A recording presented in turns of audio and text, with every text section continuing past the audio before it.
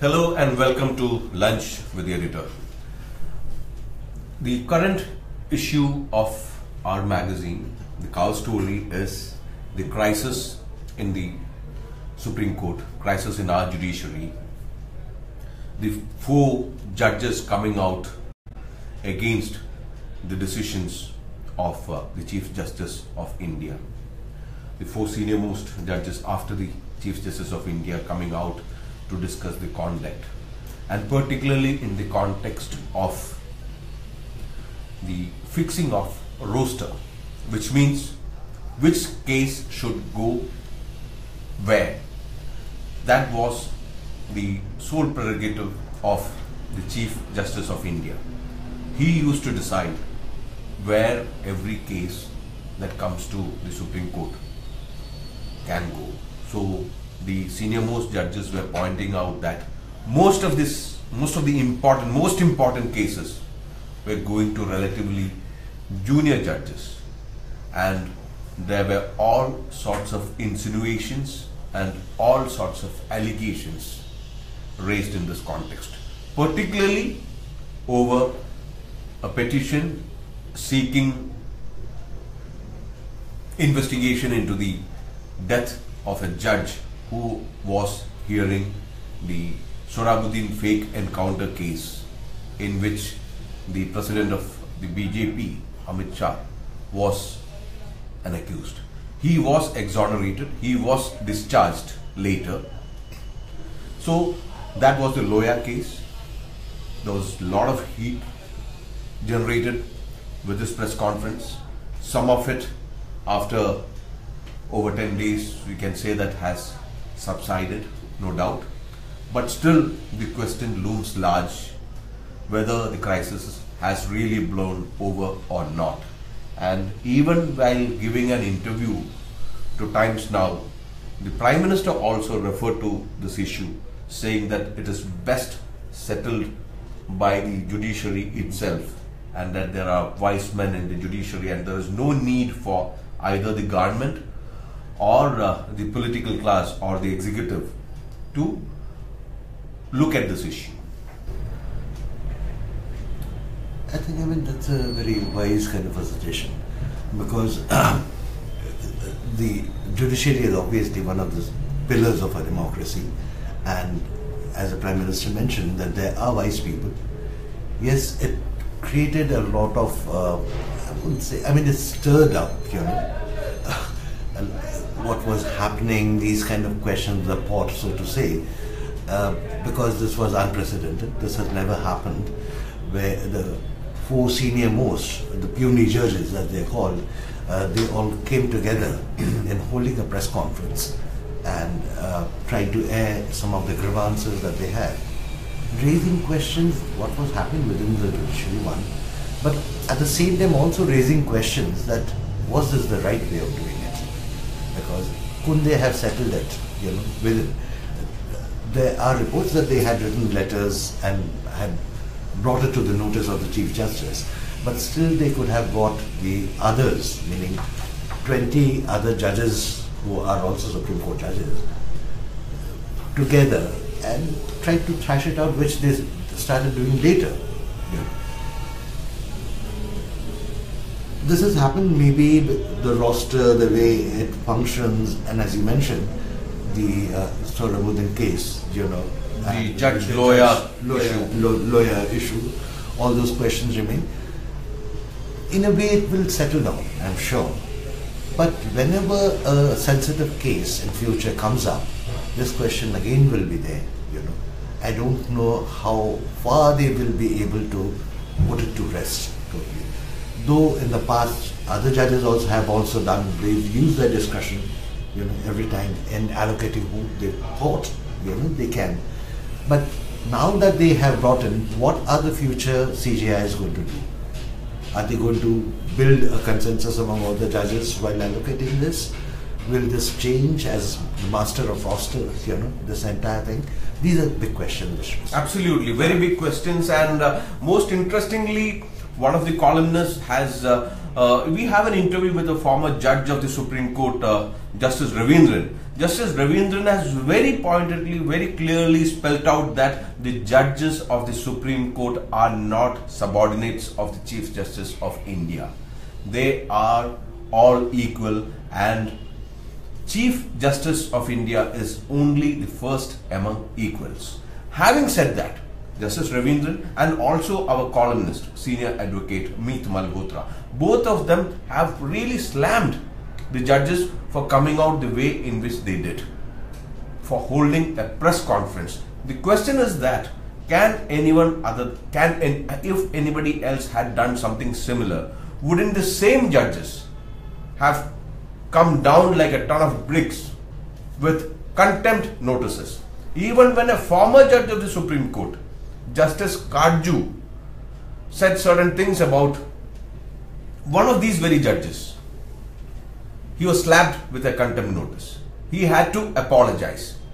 So there is a great amount of concern about the way in which the judges decided to bring it out into the public domain and the issues that they raised. But at the same time, probably this would lead to greater transparency. That is what most people would expect, now, because you have brought in or highlighted a very important core issue, how these are allocated. So what you are asking, not in so many words, is more transparency. So whoever becomes the CJI, and since Justice Gogoi was also part of it and he's in line to become the next CJI, when his term comes, there will be a lot more focus actually how transparent he is and is doing it, particularly in allocating cases. Absolutely. So that is one very, very important issue that we have put on the cover. And then another very important issue that we have looked at is the Indo-US defense tie-up. Can we call it an alliance yet, Pranay? I don't think so, because this is something the Indian establishment is still mindful of, going into a formal alliance. But they also realize that there are certain advantages or the kind of signals which are going out, which gives them more strategic space. So I think, so far this is how they are using it, and because no matter what, the US is a great country and a very important country, all that is there, but there are a number of areas where India and US still differ, and they'll continue to have these different perceptions, different approaches of dealing with those challenges. Though they are trying to find more and more a wider range of issues where they can have a common position. I think this will continue for the next few years at least, and we'll see, because what are the new challenges right at the moment we don't know. But one of them obviously would be with the next rising power, or the second, in not only in our region but as a global power, that is China. Because China's rise raises a lot of questions, both opportunities as well as the challenges which are there. So is India going to be the balancing power in the region as the US wants it? I don't know whether because the US wants it or not, but India in its way will have to look for areas where it can cooperate with China, but at the same time be very firm on issues which are core, of interest to the country, without making any dilution on that. As far as your area, but at the same time, China is your neighbor. You can't change that fact. You share a huge border which still remains unsettled, and from time to time we've had tension there, because of that. But having said that, there are a number of other areas where you are cooperating, where you're looking at cooperation. How far you can spread that would be one. But US's role, as they say, that you will have to hold perhaps one corner of this entire region, as you started calling it the Indo-Pacific region, what was earlier always called as the Asia-Pacific region. I think India will have to decide on what is the priority for the country, rather than what is the priority of the Americans or the Russians or some other country. Very interestingly, the Americans have offered the government of India to post liaison officers in their various commands, particularly in the Central Command. And if they would also expect India to reciprocate and give such slots for American officers in crucial areas of importance, military importance in India. That is something which has been there, as many of the commentators have said, for a while. It has been there almost since, say, 2005 onwards, something that we have been moving towards. But at least for the 7-8 years, this proposal has been on the table. So that way, the proposal is not something new. It got a lot of focus because the new US ambassador just spoke about it and yet again brought the focus on that. Now, the Central Command, the big question will be, yes, Central Command is very important, but will you be part of their policy making? How much role or scope will that give you? One. But at the same time, there is a very strong or serious apprehension that if they get their officials to be deputed, say in Kashmir or in one of your eastern one, they'll perhaps start shaping your views on that. So that is something which remains, and at the moment, I still think India wouldn't such a reciprocal arrangement be at a pretty lower level to shape our policy, to shape to give inputs to policy making?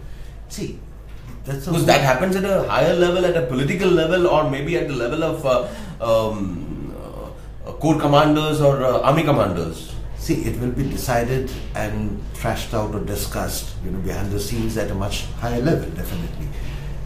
The official will only be there, whoever is being defeated, whatever be the level. It would be at the level of a colonel at best. True, but to see whether they are being implemented, what has been agreed. The main part, I think, will be in agreeing, what you can do or what you are not able to do, or what you should be doing. This is something which needs to be worked out. I think what the US will have to get used to, despite the kind of apprehension that we have, a lot of people keep talking about it. But I think the US, in its kind of partnership with India, they will have to get used to. This is a country which is not going to toe its line blindly. There will be areas where it will work with it, but there will be areas where it will differ. Okay. We also have a column from the former General Secretary of CPIM, that is Prakash Karat, slamming the move. He is a known critic of India-US defense ties. He is pointing out that this is only a sales pitch and it's only an effort by the US military-industrial complex to sell their hardware and to probably have a direct tie-up with Indian corporates who have also stepped into the arena of arms manufacturing, while we are slowly started procuring from the private sector, even from our domestic market. So he's projecting a scenario wherein the American government or the American military industrial complex would have a sort of a tie-up with an Indian corporate entity, say for instance an Adani or an Ambani. So we have Manoj Joshi welcoming the move, we have Pranay's piece, we have Prakash Karat's column. So that is another very important package in the current issue. Yes, and also how this is really, one area where there is a positive change, as one should say, one should look at, is in Kashmir. Kashmir, the Islamist secessionists have always been banging on the Americans. So now with the changed view of the Indo-US situation, these people are now, these Islamist secessionists are even looking at North Korea for support. True, that shows kind of a desperation in a way. But at the same time, with the fact that the Americans are no longer there to keep supporting them, which used to happen earlier in the past, at least in the foreseeable future, that is not how it's going to work out. They will have to look for new backers. But North Korea, the North Korean support for religious secessionism in Kashmir. where the North Sounds really interesting. I know. But even North Korea with its own set of logic, whether Kashmir will be a priority for them, that's a big question for me.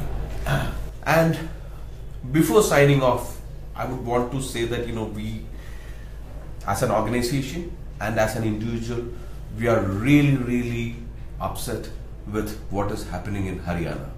The number of rapes that has been happening there is very, very alarming and extremely worrisome. 5 or 6 rapes in the last week or fortnight, and one of them was a terrible incident wherein a 15-year-old child was gang raped, mutilated and murdered, reminding us of what had happened to that poor girl Jyoti Singh in a bus on the Delhi streets in 2012. These worse things are happening, and on one hand we have such brutal murders, rapes, mutilations of girl children who are going to their school or coming back from a tuition center or talking to their friends. In this case, even the friend was murdered. On the other hand, we have a bunch of guys who are rooting for some movie, for the ban of a movie which is based on some fictional character of the medieval era.